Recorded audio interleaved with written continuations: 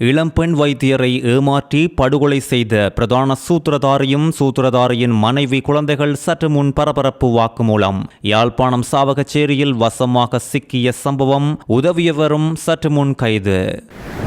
காணாமல் போன 19 வயது யுவதியை கண்டுபிடிக்க பொதுமக்களின் உதவியை கேட்டு நிற்கும் காவல்துறை. யுவதி மாயமான பின்னணி சற்று முன் வெளியீடு. நாட்டை வங்குரோத்து நிலைக்கு தள்ளியவர்கள் இவர்கள்தான். ராஜபக்ச உட்பட விமர்சனங்களை கொட்டியவர்களுக்கு அன்னொரு அரசாங்கத்தின் தகுந்த பதிலடி. தனது 18 லம்போர்கினி கார்கள் காணாமல் போயுள்ளது என்றும் கண்டுபிடித்து தருமாறும் அன்னொரு அரசிடம் கோரிக்கை விடுத்தார் நாமல் ராஜபக்ச. கோட்டபாய ராஜபக்ச அசாத் மௌலானாவை சந்தித்த புகைப்படம் லீக் ஆனது. நீதிமன்றத்தில் சற்று முன் அம்பலமானது சாட்சியம். கோட்டபாயவின் கைது உறுதி. 226 பில்லியன் ரூபாய் போதைப் பொருட்கள் மீட்பு. நீதிமன்றத்துக்குள் நடந்த ஊழல்களை சற்று முன் அம்பலப்படுத்திய அமைச்சர் ஆனந்த விஜயபால. இலங்கையில் 16 வயதுக்குட்பட்டோருக்கு சமூக ஊடக தடை. நாடாளுமன்றத்தில் புதிய சட்டமூலம். கோப்பா பிளவு பூர்வீக காணிகளை விடுவிக்க கோரி தொடர் போராட்டத்தில் சற்று முன் குதித்த மக்கள். தொடர்வது விரிவான செய்திகள். தெல்தெனிய பகுதியில் பெண் வைத்தியர் சடலமாக மீட்கப்பட்ட சம்பவம் குறித்து மனைவி பிள்ளைகளுடன் யாழில் கைது செய்யப்பட்ட பிரதான சந்தேக நபரின் மனைவி நுவரெலிய போலீஸ் நிலையத்தில் சற்று முன் ஒப்படைக்கப்பட்டுள்ளார். யாழ்ப்பாணத்தில் வைத்து கைது செய்யப்பட்ட சந்தேக நபரான காதலனுக்கு உதவியதாக குற்றம் சாட்டப்பட்டு மற்றொரு நபர் சற்று முன் கைது செய்யப்பட்டுள்ளதும் இந்த விசாரணைகளில் புதிய திருப்பமாக மாறியுள்ளது. கைது செய்யப்பட்ட நபர் குண்டசாலை பிரதேச சபையின் சாரதி என்றும் இவர் பல்லேகலை பகுதியை சேர்ந்தவர் என்றும் இப்பொழுது அடையாளம் காணப்பட்டுள்ளது. பெண் வைத்தியரின் கொலை குறித்து தேடப்பட்டு வந்த பிரதான சந்தேக நபர் கடந்த ஒரு வார காலமாக குடும்பத்தோடு ஒளிந்து இருந்த நிலையில் யாழ்ப்பாணத்தில் சாவகச்சேரி பகுதியில் பேருந்தில் வைத்து நேற்று இரவு போலீசாரால் சுற்றி வளைப்பில் கைது செய்யப்பட்டிருந்தார். யாழ்ப்பாண பிரிவு குற்றப்புலனாய்வு பிரிவு நடத்திய கூட்டு நடவடிக்கையில் சாவகச்சேரி கைதடி பகுதியில் கைது செய்யப்பட்டிருந்தார். இந்தியாவுக்கு தப்பியோடவே இவர்கள் யாழ்ப்பாணம் வந்துள்ளதாக இப்பொழுது அம்பலமாகியுள்ளது. இந்த நேரம் சந்தேக நபரோடு அவரது மனைவியும் இளம் பிள்ளைகளும் கூட இருந்த நிலையில் அவர்கள் போலீஸ் காவலில் எடுக்கப்பட்டுள்ளனர். சந்தேக நபர் முகமூடியும் தலைக்கவசமும் அணிந்த பெண் போலவும் அவரது மனைவியும் முஸ்லிம் பெண் போலவும் வேடமிட்டு வெள்ளவத்தையில் இருந்து யாழ்ப்பாணம் நோக்கி பயணித்த சொகுசு பேருந்தில் பயணிப்பதாக கிடைத்த ரகசிய தகவலை அடுத்து GPS தொழில்நுட்பத்தை பயன்படுத்தி அந்த பேருந்து யாழ்ப்பாணத்தை வந்தடைந்த போது அவர்கள் கைது செய்யப்பட்டதாக காவல்துறை தெரிவித்துள்ளது. அந்த பெண்ணிடமிருந்து ஒரு அடையாள அட்டையும் கண்டெடுக்கப்பட்டுள்ளதோடு இந்த விசாரணையில் தனது ஏனைய 2 குழந்தைகளை பார்த்துக் கொள்வதற்காக சரணடைவதற்காகவும் வவுனியாவில் இருந்து குருநாகல் பகுதிக்கு வந்ததாக சந்தேக நபர் குறிப்பிட்டுள்ளார். இதைத் தொடர்ந்து சந்தேக நபர் விசாரணை அதிகாரிகளிடம் தன்னுடைய குற்றத்தை ஒப்புக்கொண்டுள்ளதோடு சந்தேக நபரின் மனைவி மற்றும் மகளிடமிருந்தும் வாக்குமூலம் பதிவு செய்யப்பட்டுள்ளது. தன்னுடைய தந்தை தன்னையும் தனது சகோதரனையும் 21ஆம் தேதியன்று தன்னுடைய பாட்டி வீட்டில் விட்டு சென்றதாக அந்த மோசடிக்காரரின் மனைவி கூறியுள்ளார். சந்தேக நபர் சில நாட்கள் நீர்கொழும்பிலும் சிலாபம் பகுதிகளிலும் மாறு வேடமிட்டு தங்கியிருந்து சில நாட்கள் யாழ்ப்பாணத்தில் தங்கியிருந்த நேரம் இவ்வாறு கைது செய்யப்பட்டுள்ளனர். கைது செய்யப்பட்ட நபர்கள் தற்போது தடுப்பு காவலில் வைக்கப்பட்டுள்ளதோடு இவர்கள் குறித்த மேலதிக வலையமைப்பு மற்றும் தொடர்பான விவரங்கள் வெளிவரும். உயிர்த்த ஞாயிறு தாக்குதல் விசாரணைகளில் தன்னை கைது செய்வதை தடுக்கும் ஆணையை கோரி முன்னாள் ஜனாதிபதி கோட்டபாய ராஜபக்ச தாக்கல் செய்த மனு விசாரணையில் சற்று முன்னர் முக்கிய சாட்சியம் ஒன்று அம்பலமாகியுள்ளது.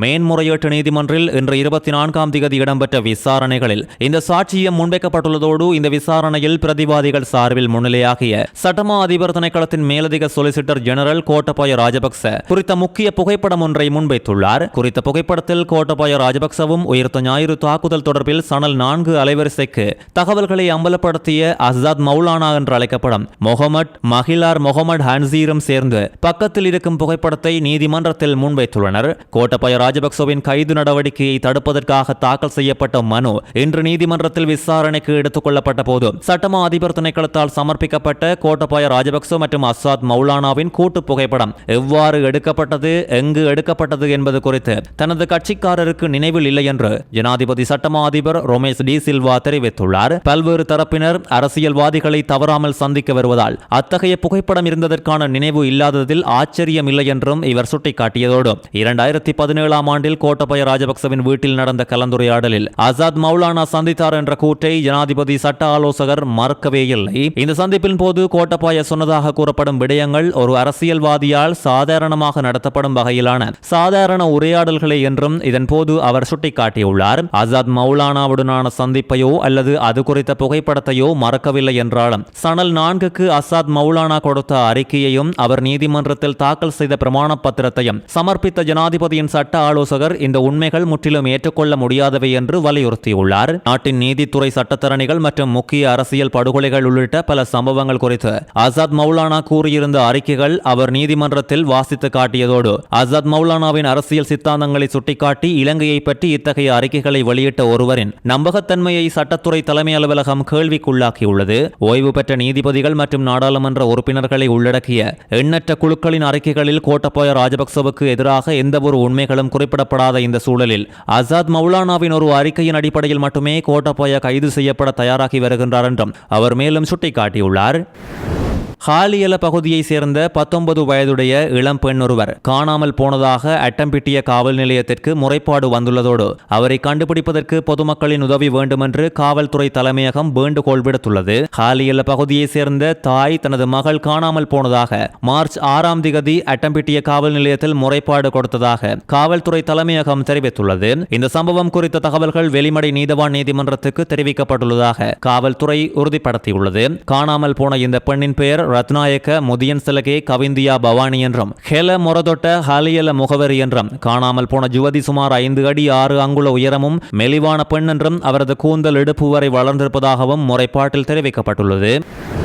அரச பணத்தை மோசடி செய்தவர்கள் சிறைச்சாலைக்கு செல்லும் போதோ தேசப்பற்றாளர்கள் போல கருத்து கூறுகிறார்கள் என்றும் மக்களுக்காக குரல் கொடுப்பதால் அரசாங்கம் பழிவாங்குவதாக ஊடகங்களுக்கு தெரிவிக்கின்றார்கள். ஆனால் தாங்கள் ஏன் சிறை செல்கின்றோம் என்பதை அவர்கள் குறிப்பிடுவதில்லை என்று கைத்தொழில் அபிவிருத்தி அமைச்சர் சுனில் ஹந்துனத்தி கேள்வி எழுப்பியுள்ளார். வழக்குகள் நெருங்கும் போது கலக்கமடைந்து நாடாளுமன்ற சபை நடுவில் வந்து முரண்பட்டுக் கொள்வதால் இங்கு எதுவுமே மாறப்போவதில்லை. சிறந்த சட்டத்தரணிகள் உதவியை பெற்று வழக்கு விசாரணைகளுக்கு முகம் கொடுங்கள் என்று அமைச்சர் வலியுறுத்தி நாடாளுமன்றில் நடந்த சேர்பெறுமதி வரி சட்டமூல 2வது மதிப்பீடு சிறப்பு பண்டார வீட்டு சட்டத்தின் கீழான வர்த்தமானி அறிவித்தல்களில் வெளியிடப்பட்ட 2 கட்டளைகள் இறக்குமதி ஏற்றுமதி சட்டத்தின் கீழான விதிமுறைகள் என்பவை குறித்த விவாதத்தில் உரையாற்றும் போதே அவர் இவ்வாறு தெரிவித்துள்ளார். கடந்த அரசாங்கங்களில் நீதித்துறையின் மீது அழுத்தம் பிரயோகிக்கப்பட்டது, அரசியல் செல்வாக்கு ஆதிக்கம் செலுத்தியது. அவ்வாறான தன்மை இப்பொழுது இல்லை, அதற்கான அவசியமும் எமக்கு இல்லை.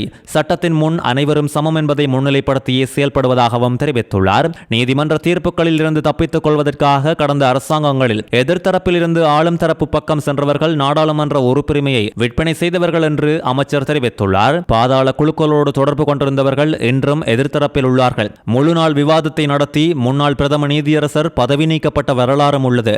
அவ்வாறான கரை படிந்த சம்பவங்களும் உள்ள நிலையில் கடந்த கால கருப்பு வரலாற்று தன்மை இப்போது இல்லை என்றும் கட்சியை மாற்றி வழக்கு நடவடிக்கைகளில் இருந்து தப்பவே முடியாது என்றும் அமைச்சர் தெரிவித்துள்ளார்.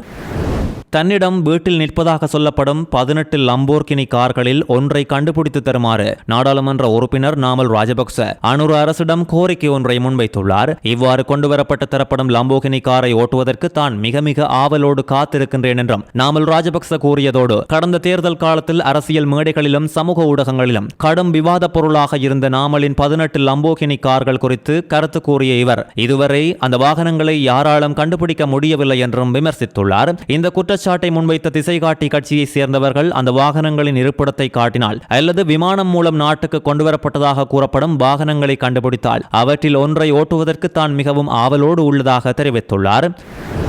முல்லைத்தீவு கோப்பாப்பிளவு பகுதியில் தங்கள் பூர்வீக காணிகளை உடனடியாக விடுவிக்க கோரி மக்கள் கவனஈர்ப்பு போராட்டத்தை இன்று ஆரம்பித்துள்ளனர். ராணுவ படை தலைமையகத்தின் முன்பாக குறித்த போராட்டமானது இன்றைய தினம் இடம்பெற்றதோடு மாற்று காணிகளை தாம் ஏற்றுக்கொண்டதாக ஜனாதிபதி நாடாளுமன்ற உறுப்பினர் ரவிகரனிடம் தெரிவித்த கருத்து முற்றிலும் தவறானது என்றும் தாம் அப்படி எந்த மாற்று காணிகளையும் ஏற்கப் போவதில்லை என்றும் மக்கள் தெரிவித்துள்ளனர். வடமாகாண ஆளுநர் நேரில் வருகை தந்து மக்களின் உண்மை நிலையை வெளிக்கொண்டு வருவதோடு வாழ்விட பிரச்சினைக்கு உடனடியாக சாதகமான தீர்வை வழங்க நடவடிக்கை எடுக்க வேண்டும் என்றும் கோப்பாப்பிளவு பூர்வீக மக்கள் வேதனையோடு கோரிக்கை விடுத்துள்ளனர்.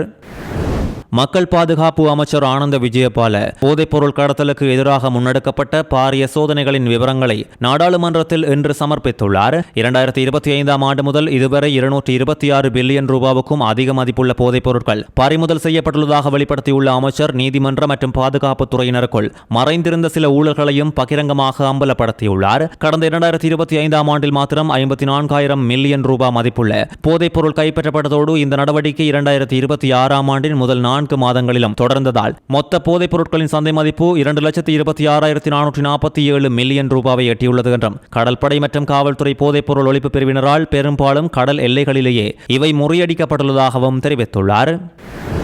இலங்கையில் 16 வயதுக்குட்பட்ட சிறுவர்கள் சமூக ஊடகங்களை பயன்படுத்துவதை கட்டுப்படுத்துவதற்கான சமூக ஊடக குறைந்தபட்ச வயது எனும் தனிநபர் சட்டம் மூலம் எதிர்க்கட்சி நாடாளுமன்ற உறுப்பினர் பைசர் முஸ்தபாவினால் இன்று நாடாளுமன்றத்தில் முன்வைக்கப்பட்டுள்ளது. 16 வயதுக்குட்பட்ட சிறுவர்கள் சமூக ஊடகங்களை கையாள்வதை தடுப்பதற்கும் இவர்கள் இணையத்தில் செலவிடும் நேரத்தை கட்டுப்படுத்துவதற்கும் இணைய சேவைகள் வழங்குநர்களுக்கு உத்தரவிடப்படும் என்றும் இதற்கான செயல்பாடுகளை கண்காணிக்கவும் முறைப்பாடுகளை பெற்றுக்கொள்ளவும் தேசிய சிறுவர் பாதுகாப்பு அதிகார சபையின் கீழ் அங்கீகரிக்கப்பட்ட ஆணையாளர் ஒருவர் நியமிக்கப்படுவார் என்றும் தெரிவிக்கப்பட்டுள்ளது.